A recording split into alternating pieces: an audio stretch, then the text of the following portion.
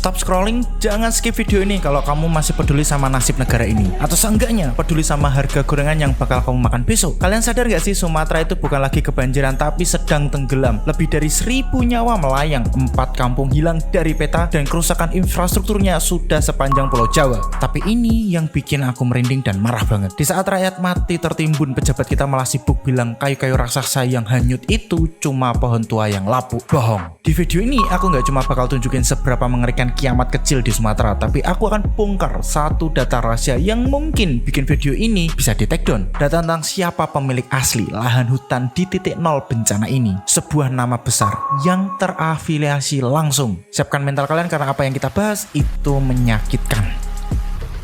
We were in Tesanilo National Park. Okay. It's not funny. Yeah. It's not funny.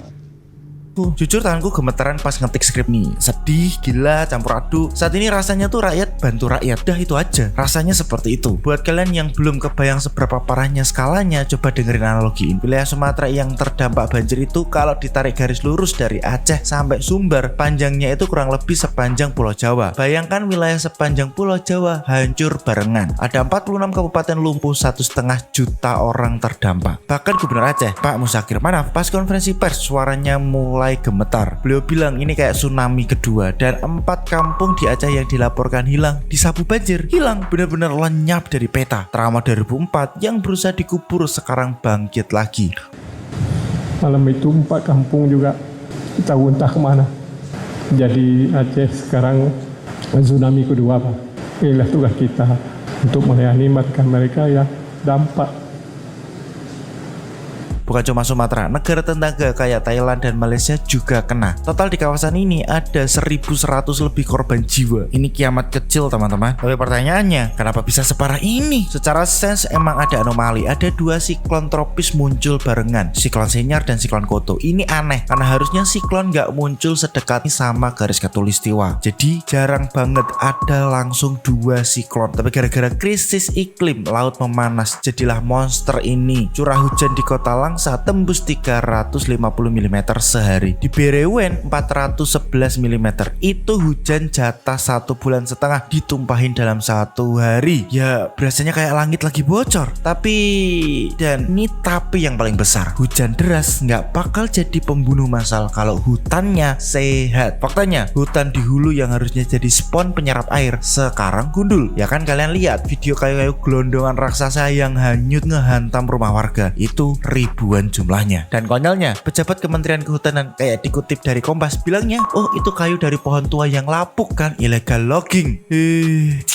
Ini ya nggak perlu jadi ahli forensik atau pakai teknologi canggih buat lihat itu. Secara kasat mata aja itu udah jelas, potongannya rapi, lurus, ukurannya seragam, nggak ada ranting ya. Ada beberapa yang ada stikernya, ada nomornya. Masa sih pohon tua lapuk? Itu jelas tebangan mesin, bukan pohon tumbang karena masuk angin. Statement ini yang benar-benar ngehina akal sehat kita. Padahal data Gakum Kemenhut sendiri tahun 2025 banyak nangkep pembalakan liar di sana. Kok sekarang cuci tangan? Dikira masyarakat itu goblok semua. Sumpah ini bikin emosi banget. Nah, kalau kayunya adalah tebangan mesin, pertanyaannya siapa yang nebang? Siapa yang punya lahan di titik nol bencana ini? Ini data yang bikin aku merinding. Coba lihat peta ini, daerah banjir terparah di Aceh. Aceh Tengah, Benar Meriah. Ternyata duduk manis di atas lahan konsensi kehutanan raksasa. Namanya PT Tusam Hutani Lestari. Luasnya 97.300 hektar. Hampir seukuran satu negara kecil. Dan tepat siapa pemiliknya? Setelah ditelusuri, diduga terafiliasi ke Bapak Presiden kita sendiri, Bapak Prabowo Subianto. PT Tusam Hutan Lestari diduga terhubung ke PT Nusantara Energi yang saham utamanya diduga dimiliki beliau. Ya begitulah yang tersebar di kanal berita-berita resmi. Sekali lagi, perusahaan ini diduga terafiliasi langsung dengan orang nomor 1 di negeri ini. Sumpah, tapi ini plot twistnya nggak lucu ya. Kita teriak minta tolong ke pemerintah pusat, tapi akar masalah ekologisnya ada di halaman rumah bisnis pemimpin kita sendiri. Ini konflik kepentingan level dewa. Pantas saja berat banget buat ngakuin kalau ini tuh salah satu urusan lingkungan. Rakyat Aceh kebanjiran, elit Jakarta yang pancuan. Pertama, PT Tusam Hutani Lestari. Tusam Hutani Lestari berada di Nangro, Aceh Darussalam. Areanya meliputi kawasan pegunungan di Aceh Tengah yang dikelilingi pohon pinus merkusi. Kemudian ada perusahaan lain, PT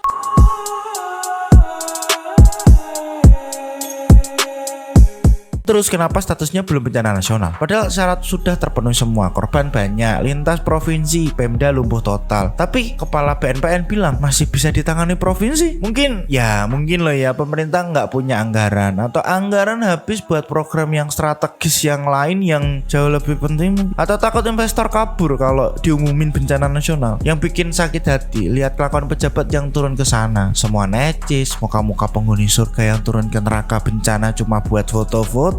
Juaranya siapa? Ya Pak Zulhas dong, yang gagah manggul beras dan nyekap lumpur. Jijik sih. Di saat rakyat butuh bantuan nyata, mereka malah sibuk pencitraan. Padahal uang bantuan 25 miliar yang dibanggakan Mensos itu ya uang rakyat juga, uang kita, uang pajak kita, bukan uang pribadi mereka. Jadi bandingin sama Ferry Irwandi atau gerakan warga bantu warga. Ferry bisa galang 10 miliar secepat kilat dan sewa pesawat. Pemerintah ya sama, mereka juga bantu. Ya pemerintah juga terlibat, sangat-sangat terjadi, ya sama-sama lah tuh.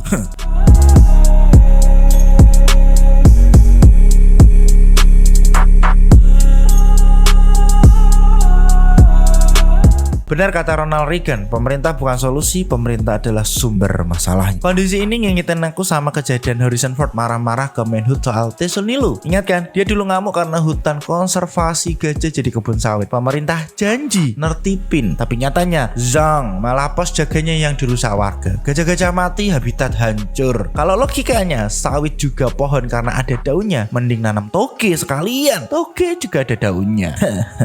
Dan kekacauan ini makin lengkap dengan berita terbaru yang bikin lulus dada. Pungli Starlink, bantuan internet Starlink buat korban malah pungli di sana. Gila, orang lagi kena musibah malah kena pala. Belum lagi yang kedua, statement dari Gus Ulil. Di tengah duka Gus Ulil malah bilang zero mining itu pandangan goblok. Waduh Pak, kalau zero mining itu goblok terus nambang dan babat hutan sampai bikin rakyat mati tenggelam itu namanya apa? Cerdas, sangat cerdas. Statement nir empati kayak gini yang nunjukin kalau elit kita memang udah putus urat rasanya sama penderitaan rakyat. Ini salah.